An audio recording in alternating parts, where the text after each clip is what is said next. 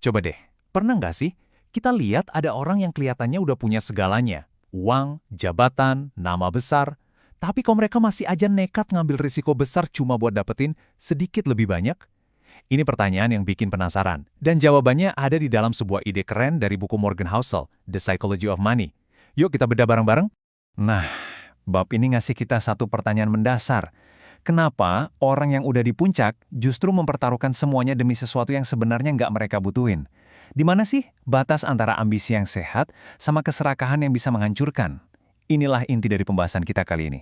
Ada satu cerita menarik nih tentang dua penulis, Kurt Vonnegut dan Joseph Heller. Waktu lagi di sebuah pesta orang kaya, Vonnegut nyeletuk.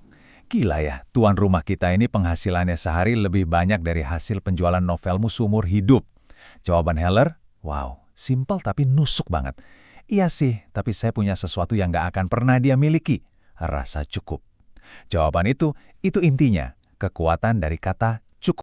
Oke, biar lebih kebayang, kita lihat langsung aja contoh di dunia nyata. Ada dua kisah yang bisa jadi pengingat buat kita tentang orang-orang yang udah sampai di puncak tapi malah jatuh karena mereka nggak pernah merasa cukup. Kisah mereka ini pelajarannya mahal banget. Kita kenalan dulu sama dua orang ini. Di satu sisi, ada Rajat Gupta yang perjalanannya luar biasa, dari panti asuhan sampai jadi CEO McKinsey. Di sisi lain, ada Bernie Madoff, seorang legenda Wall Street, jauh sebelum skandal besarnya terungkap. Kalau dilihat dari kacamata manapun, mereka berdua ini udah menang dalam hidup. Mereka punya lebih dari cukup, tapi ternyata itu nggak cukup buat mereka. Dan coba lihat, seberapa cepat semuanya hancur. Gupta, yang udah punya 100 juta dolar, masih ngerasa kurang. Dia pengen jadi miliarder. Demi itu, dia pertaruhkan segalanya dengan ngebocorin info rahasia. Keuntungan ilegal yang dia dapat itu kecil banget dibanding kekayaannya, tapi harga yang harus dia bayar, segalanya. Coba kita renungkan sebentar. Yang dipertaruhkan Gupta dan Madoff itu bukan cuma duit loh. Mereka mempertaruhkan hal-hal yang nggak bisa dibeli, reputasi yang dibangun puluhan tahun, kebebasan mereka, rasa hormat dari orang-orang. Semua itu ditukar sama sesuatu yang sebenarnya sama sekali nggak mereka butuhkan. Nah, ini yang bikin kita mikir, kenapa sih? Kenapa mempertaruhkan semua yang udah kita punya dan kita butuhin demi sesuatu yang nggak kita punya dan nggak kita butuhin? Ini bukan cuma soal serakah biasa, ada jebakan psikologis yang lebih dalam yang bisa kena ke siapa aja, nggak peduli sekaya apapun. Yuk kita lihat jebakannya. Jadi apa sih yang bikin orang-orang ini nekat? Jawabannya ada di salah satu permainan paling berbahaya yang sering kita mainkan tanpa sadar. Permainan perbandingan sosial. Ini mesin yang nggak pernah berhenti dan nggak pernah puas. Ini dia biang keladinya, tiang gawang yang terus bergerak. Pernah ngerasain gak sih?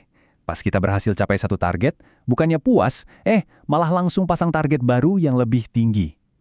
Kepuasan itu jadi kayak fata morgana, kelihatan di depan, tapi nggak pernah bisa kesentuh. Kita lari terus, tapi garis finishnya juga ikutan lari. Masalahnya, permainan banding-bandingan ini nggak akan pernah bisa dimenangin. Soalnya selalu aja ada level di atasnya.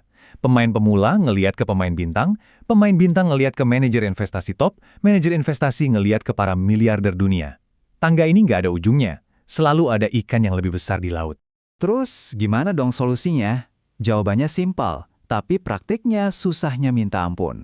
Satu-satunya cara buat menang, ya dengan menolak untuk ikut main. Kita harus sadar dan sengaja berhenti membanding-bandingkan diri. Kemenangan sejati itu bukan soal mencapai puncak, tapi soal turun dari tangga perbandingan itu. Morgan Housel ngasih analogi yang pas banget, ini tuh kayak di kasino. Cara satu-satunya buat menang di kasino, ya langsung keluar begitu kamu masuk. Permainan perbandingan sosial juga gitu. Aturannya emang dibuat supaya kita terus merasa kurang. Jadi, kemenangan sejati adalah saat kita sadar kalau permainan ini curang, dan kita milih untuk nggak ikutan. Oke, kita udah paham masalahnya. Sekarang, kita ngomongin solusinya. Ini bukan berarti kita harus berhenti punya ambisi loh. Sama sekali bukan. Ini soal gimana kita mengarahkan ambisi itu dengan bijak. Soal gimana kita nentuin garis finish kita sendiri. Nah, ini pertanyaan yang harus kita semua tanyakan ke diri masing-masing. Ini bukan soal angka di rekening. Cukup itu sebuah perasaan. Titik di mana kita punya kebebasan, rasa aman, dan kemampuan buat ngatur waktu kita sendiri. Jawabannya sangat pribadi buat tiap orang. Penting banget nih buat dimengerti. Punya rasa cukup itu bukan berarti kita jadi nggak ambisius. Justru sebaliknya. Ini adalah bentuk kebijaksanaan tertinggi. Ini adalah kesadaran untuk berhenti sebelum kita sampai di titik penyesalan. Ambisi yang bijak tahu kapan harus berhenti. Ambisi yang buta cuma tahu caranya mengejar. Analogi makanan ini kena banget. Waktu makan, kita kan tahu ya, ada titik di mana kalau nambah satu suap lagi kita bakal enek. Kita secara naluriah tahu kapan harus berhenti. Nah, kita perlu pakai logika yang sama untuk ambisi finansial kita. Karena seringkali, gigitan ekstra kekayaan itu nggak sebanding sama rasa mual penyesalan yang datang belakangan. Inilah harta yang sebenarnya dipertaruhkan, dan inilah yang dilindungi oleh rasa cukup, reputasi Anda, kebebasan Anda, hubungan dengan orang-orang yang Anda sayang, dan kebahagiaan Anda sendiri.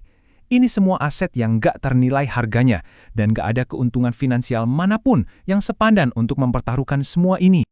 Lalu gimana caranya kita menerapkan ini dalam kehidupan nyata? Bagaimana cara kita secara aktif menumbuhkan rasa cukup itu? Ada 3 langkah praktis yang bisa kita coba. Pertama, sadari kapan tiang gawang kita mulai bergeser, dan buat keputusan sadar untuk berhenti mengejar. Kedua, ubah cara kita ngukur sukses, bukan lagi soal uang atau status, tapi soal seberapa besar kendali yang kita punya atas waktu kita. Dan yang paling penting, selalu prioritaskan untuk melindungi mati-matian hal-hal tak ternilai yang sudah kita miliki. Sebagai penutup, coba renungkan ini. Pengejaran tanpa henti untuk lebih, itu seperti lari di atas treadmill. Kita terus bergerak, capek, tapi nggak pernah benar-benar sampai ke tujuan. Tapi, saat kita berani untuk melangkah turun dari treadmill itu, saat kita dengan sadar menentukan apa arti cukup bagi kita, di saat itulah pintu menuju kebebasan sejati terbuka. Dan kesadaran itu adalah satu-satunya hal yang punya kekuatan untuk mengubah hubungan kita dengan uang, dengan kesuksesan, dan pada akhirnya dengan kebahagiaan kita sendiri.